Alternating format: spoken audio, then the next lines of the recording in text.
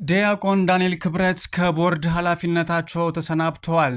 መንግስት ለደቡብ አፍሪካ መንግስት ይፋዊ ጥያቄ አቅርቧል። ደቡብ አፍሪካ የሚገኙ ኢትዮጵያውያን ዜጎች መልእክት ተላልፎላቸዋል። በደህንነት ስጋት ምክንያት የድሮን ሽያጭ አግዳለች ሀገሪቷም። ትራምፕ አፍሪካዊቷን ሀገር አስጠንቅቀዋል። ሰላም ጤና ይስጥልን፣ እንደምን አላችሁ ውድ የኢትዮጵያ ድምፅ ተከታታዮች። የኢትዮጵያ ድምፅ ለሚያዝያ 22 ቀን 2018 ዓ.ም ያዘጋጃቸውን የሀገር ቤትና የባህር ማዶ ዜናዎች ከዚህ ሰዓት ጀምሮ ወደ እናንተ የሚደርሱ ይሆናል። ከዜናዎቻችን ጋር አብራችሁ ትሆኑ ዘንድ በአክብሮት ጋብዘናል። ቀዳሚ ወዳደረግነው ዜናችን እንውሰዳችሁ። የኢትዮጵያ መንግስት ኢትዮጵያውያን ላይ ስለተፈጸመው ግድያ ለደቡብ አፍሪካ መንግስት ጥያቄ ማቅረቡን አሳወቀ። የኢትዮጵያ ኤምባሲ ኢትዮጵያውያን ላይ ስለተፈጸመው ግድያ ለደቡብ አፍሪካ መንግስት ይፋዊ ጥያቄ ማቅረቡን ተናግሯል። በደቡብ አፍሪካ ፕሪቶሪያ ከተማ የሚገኘው የኢትዮጵያ ኤምባሲ ባለፉት ቀናት በኢትዮጵያውያን ላይ ለተፈጸመው ግድያ በተመለከተ በአስቸኳይ እርምጃ እንዲወስድና ችግር የሚታይባቸው አካባቢዎች ልዩ ጥበቃ እንዲደረግ ለሀገሪቱ መንግስት ጥያቄ ማቅረቡን አሳውቋል። ኤምባሲው ትላንት ረቡዕ ሚያዝያ 21 ቀን 2018 ዓ.ም ደቡብ አፍሪካ ውስጥ ለሚገኙ ኢትዮጵያውያን ባወጣው ማሳሰቢያ ኢትዮጵያውያን ላይ በግፈኞች እየደረሰ ባለው ግድያና በደል የተሰማውን ጥልቅ ሐዘን ገልጿል። ኤምባሲው ይህንን መልእክት ያስተላለፈው በቀናት ልዩነት 4 ኢትዮጵያውያን መገደላቸው ከተሰማ በኋላ ነው። የደቡብ አፍሪካ መገናኛ ብዙሃን ያወጣቸው ዘገባዎች እንደሚያመላክቱትም ኢትዮጵያውያን የተገደሉት ጆሃንስበርግ ከተማ ውስጥ በሚገኘው ሲቢዲ የተሰኘው የንግድ ስፍራ ላይ ነው ብሏል። ማህበራዊ ሚዲያ ላይ በተሰራጨና በደህንነት ካሜራ የተቀረጸ ቪዲዮ ላይ አንድ ግለሰብ በርካታ ሰዎች በሚተላለፉበት የገበያ ስፍራ ውስጥ ሲያልፍና መደብር አጠገብ ቆመ ግለሰብ ጋር ጀርባ ሲቆም ያሳያል። ወዲያውም ሽጉጥ አውጥቶ ከቅርብ ርቀት ግለሰቡ ጭንቅላት ላይ ሲተኩስና ግለሰቡ ሲወድቅ ቪዲዮ ላይ ይታያል። የወደቀው ሰው ላይ በድጋሚ ከተተኮሰበት በኋላ ከአካባቢው ሲሄድም ተቀርጿል። አዲስ ስታንዳርድ ማክሰኞ ዕለት ባወጣው ዘገባ የጠቀሳቸው በፕሪቶሪያ የሚገኘው የኢትዮጵያ ኤምባሲ ጉዳይም አስፈጻሚ ደሴ 4 ሰዎች መገደላቸውን ለመገናኛ ብዙሃን አረጋግጠዋል። ኤምባሲው ትናንት ባወጣው ማሳሰቢያ ምን ያህል ኢትዮጵያውያን እንደተገደሉ እስካሁን ድረስ አልጠቀሰም። ይሁን እንጂ የሚከተለው የደቡብ አፍሪካ የጸጥታ መዋቅር ግድያውን እየፈጸሙ ያሉ አካላት ላይ በአስቸኳይ ሕጋዊ ምርመራ እንዲያካሄድ በደብዳቤ መጠየቁን ገልጿል። የምርመራው ውጤት ኤምባሲው በአስቸኳይ እንዲገልጽም ማሳሰቡንም ጠቅሷል። ኤምባሲው ባወጣው መግለጫም ግድያዎቹ በደቡብ አፍሪካ ከሚታየው መጤ ጠልነት ጋር የተያያዘ ሊሆን እንደሚችልም ጠቁሟል። ከቅርብ ጊዜ ወዲህ ደቡብ አፍሪካ ውስጥ የውጭ ዜጎች በተለይም ጥቁር አፍሪካዊ ስደተኛ ጠል እንቅስቃሴ መበራከቱን መገንዘብ ተችሏል የተባለው ይህ አይነቱ እንቅስቃሴ በቅርቡ በሰፊው መነሳቱን አክሏል። ከዚህ በፊትም ኢትዮጵያውያን በተለያዩ ጊዜያት አካላዊ፣ ቁሳዊና ስነ ልቦናዊ ጉዳት እየደረሰባቸው እንደነበረም ኤምባሲው አሳውሷል። በወቅቱ ይህ አስቸጋሪ ጉዳይ ትኩረት ሊሰጠውና ተገቢው ጥበቃ እንዲደረግ ለሀገሪቱ መንግስት ጥያቄ አቅርቦ ለጸጥታ አስከባሪ አካላት መመሪያ ስለመውረዱም ተገልጾ እንደነበረም አክሏል። ሰሞነኛው ግድያዎች ተከትሎም በቀጣይ ተጨማሪ ህይወት እንዳይጠፋ ችግሮች በሚታይባቸው አካባቢዎች ላይ ልዩ ጥበቃ እንዲደረግ ጥያቄ ማቅረቡን አሳውቋል። በመካከሉም ችግሩ በተመለከተ ከሚመለከታቸው ተቋማትና ግለሰቦች ጋር በግንባር ቀርቦ መነጋገር እንዲቻል የውይይት መድረኮች እንዲመቻቹለትም መጠየቁን አሳውቋል። ኤምባሲው አሁን ያለው ችግር መፍትሄ እስኪያገኝ ድረስም ደቡብ አፍሪካ ውስጥ የሚገኙ ኢትዮጵያውያን ከወትሮ በተለየ መልኩ እንዲተባበሩ አሳስቧል። ከሌሎች አፍሪካ ሀገራት ስደተኞች ጋር በመቀናጀትም ራሳቸውና ንብረቶቻቸው እንዲጠብቁ እንደዚሁም ከጸጥታ አካላት ጋር ተቀራርበው እንዲሰሩ መክሯል። የደቡብ አፍሪካ መገናኛ ብዙሃን ዘገባዎች እንደሚያመላክቱትም ኢትዮጵያውያኑ ላይ ግድያ የተፈጸመበት ምክንያት እስካሁን ግልጽ አይደለም። ይሁን እንጂ በጆሃንስበርግ ሲቢዲ ኢትዮጵያውያን በጥይት ተመተው የተገደሉት ከተደራጁ ወንጀለኞች፣ በህገወጥ ሰዎች አዘዋዋሪዎችና ከዝርፊያ ጋር የተያዘ ሊሆን እንደሚችል ያላቸውን ግምት ጠቅሰው ዘግበዋል። ቢቢሲ ያነጋገራቸው የደቡብ አፍሪካ የሚገኙ አንድ ኢትዮጵያዊ በተለያየ ምክንያት ሰው ቀጥረው እያስገደሉ ነው ያሉት ሲሆን በኢትዮጵያውያን መካከል እርስ በርስ የተፈጸመ ድርጊት ሊሆን እንደሚችልም ጠቁመዋል። ቢቢሲ ይህንን ጉዳይ በገለልተኝነት አላረጋገጠም የተባለው። ይህም ቢሆን ግን ከሰሞኑ ደቡብ አፍሪካ ውስጥ ጸረ ስደተኞች እንቅስቃሴዎችም ታይቷል። በደቡብ አፍሪካ መጤ ጠል የሆኑ ግለሰቦች በሚያደርሱ ጥቃት የተለያዩ የአፍሪካ ሀገራት ዜጎች መገደላቸውም የቅርብ ጊዜ ትዝታችን ነው። መንግስት በደቡብ አፍሪካና በሳውዲ አረቢያ የሚገኙ ዜጎች ደህንነት ለማስጠበቅ በትኩረት እየሰራ መሆኑን ማሳወቀ። የውጭ ጉዳይ ሚኒስቴር በወቅታዊ ዲፕሎማሲ ስራዎችና በዜጎች ዜጎች ደህንነት ዙሪያ በተለይም በደቡብ አፍሪካ፣ በመካከለኛው ምስራቅ እንደዚሁም ከሩሲያ ጋር ስላለው ግንኙነት መግለጫ ሰጥቶ ነበረ። የውጭ ጉዳይ ሚኒስትር ቃል አቀባይ አምባሳደር ነቢያት ጌታቸው በሰጡት በዚህ መግለጫቸው በደቡብ አፍሪካ አልፎ አልፎ የሚከሰተውና ኢትዮጵያውያን ዜጎች ሰለባ የሚሆኑበት ጥቃት በተመለከተ ገለጻ አድርገዋል። አምባሳደር ነቢያት እንደገለጹትም በፕሪቶሪያ የሚገኘው የኢትዮጵያ ኤምባሲና በዚያ የሚገኙ የኮሚኒቲ አደረጃጀቶች ዜጎች ራሳቸውን ከጥቃት እንዲጠብቁ አስፈላጊውን ጥሪና ድጋፍ እያደረጉ ይገኛልን ብለዋል። መንግስት በደቡብ አፍሪካ ለሚገኙ ዜጎች አስፈላጊ ጥበቃና ከለላ እንዲደረግላቸው ለሀገሪቱ መንግስት ጥያቄ ማቅረቡን የገለጹት ቃል አቀባዩ የደቡብ አፍሪካ መንግስት ለችግሩ እልባት እንደሚሰጥና ጥፋተኞች ተጠያቂ እንደሚያደርግም ሙሉ እምነት እንዳላቸው አረጋግጠዋል። በሌላ በኩል ደግሞ በመካከለኛው ምስራቅ በተለይም በሳውዲ አረቢያ የሚገኙ ዜጎች ደህንነት በተመለከተ መንግስት ከፍተኛ ክትትል እያደረገ መሆኑን ገልጿል።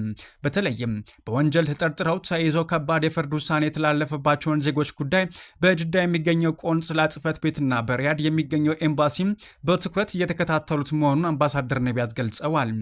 እነዚህ የተላለፉ የፍርድ ውሳኔዎች የሚያዘነቡት መንገድም ለማመቻቸት መንግስት ደረጃ ዲፕሎማሲያዊ ጥረቶች እየደረጉ መሆኑና ጉዳዩ በቅርብ ክትትል እየደረገበት እንደሚገኝም ቃል አቀባዩ አክለዋል።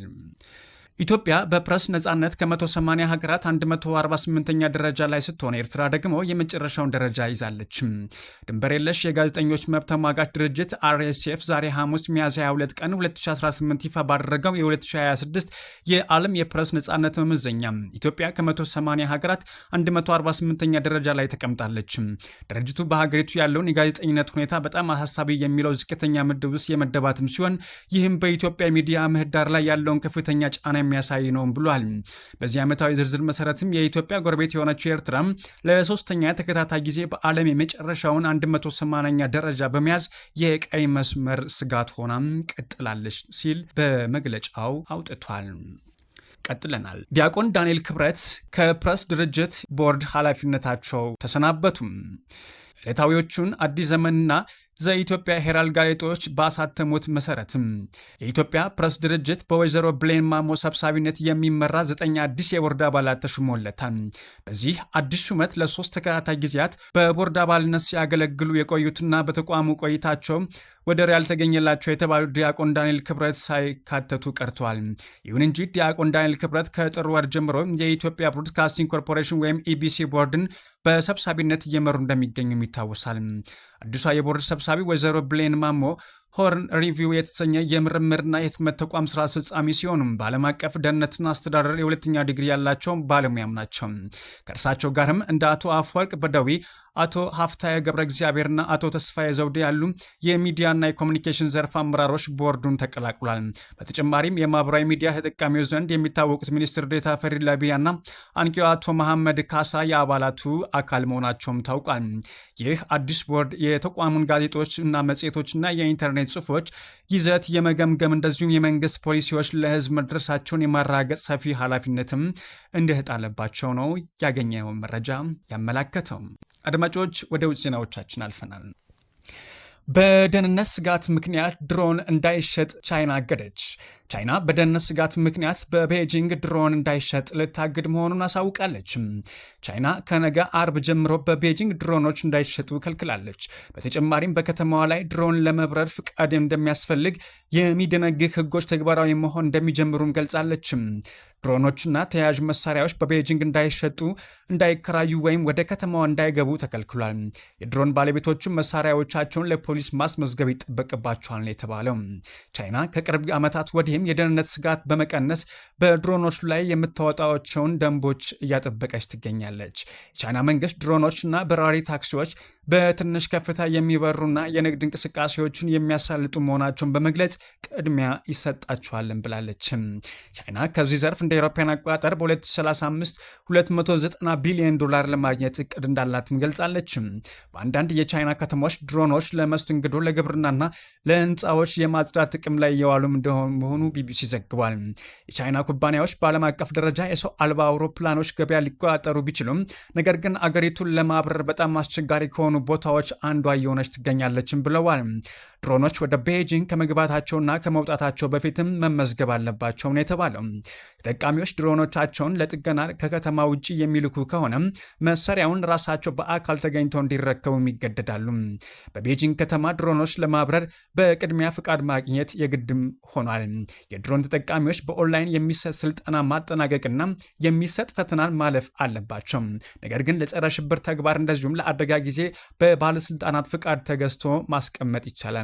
ከቅርብ ጊዜ ወዲህ ቻይና በሀገር ውስጥ ድሮን ለመጠቀም የሚያገለግሉ ህጎቿን ከፍተኛ ደረጃ እያጠበቀች ትገኛለች። ትራምፕ አፍሪካዊቷን ሀገር አስጠንቅቀዋል። የአሜሪካው ፕሬዝዳንት ዶናልድ ትራምፕ ዛምቢያ ማዕድናትን ቅድሚያ ለዩኤስ እንድታቀርብ አስጠንቅቀዋል። የአሜሪካው ፕሬዝዳንት ዶናልድ ትራምፕ ዛምቢያ ለማዕድን ሀብቷ ለአሜሪካ ኩባንያዎች ቅድሚያ የሚሰጥ አሰራር ካልዘረጋች ለሀገሪቱ የምታደርገውን የጤና ፈንድ ከፍተኛ ቅናሽ እንደምታደርግ ማስጠንቀቂያ ሰጥተዋል። የደቡብ አፍሪካው ሀገር ዛምቢያ እስከ ፊታችን ሐሙስ ድረስ ውሳኔዋን እንድታሳውቅ ቀነ ገደብም አስቀምጠዋል። ይህ የአሜሪካ ጥያቄ ተቀባይነት ካላገኘም በጤናው ዘርፍ ላይ የሚደረገው ድጋፍ ሊቋረጥ ይችላል የተባለው። ይህም የዩኤስ የገንዘብ ድጋፍ የኤችአይቪ የሕክምና የሚያገኙ 1.3 ሚሊዮን ዛምቢያውያን ህይወት ላይ ከፍተኛ አደጋ እንደሚደቅንም ተነግሯል። ትራምፕ ይህን ግፊት እያደረጉ ያሉት አሜሪካ ስትራቴጂካዊ ለሆኑ ማዕድናት የምታገኘውን አቅርቦት ለማራገጥ በሚደረገው ጥረት እንደሆነም ቢገልጹም ጉዳዩ በሰብአዊ መብት ተሟጋቾች ዘንድም ከፍተኛ ስጋትን ፈጥሯል። ዛምቢያ በማዕድን አቅርቦትና በዜጎቿ የጤና ዋስትና መካከል ከባድ ውሳኔ የሚጠብቃት ይሆናል። ውድ የኢትዮጵያ ድምፅ ተከታታዮች የኢትዮጵያ ድምፅ ለሚያዝያ 22 ቀን 2018 ዓ.ም ያዘጋጃቸውን ዜናዎች እነኝን ይመስላሉ። ከዜናዎቻችን አብራችሁ ስለነበራችሁ ከልብ እናመሰግናለን። ሰላም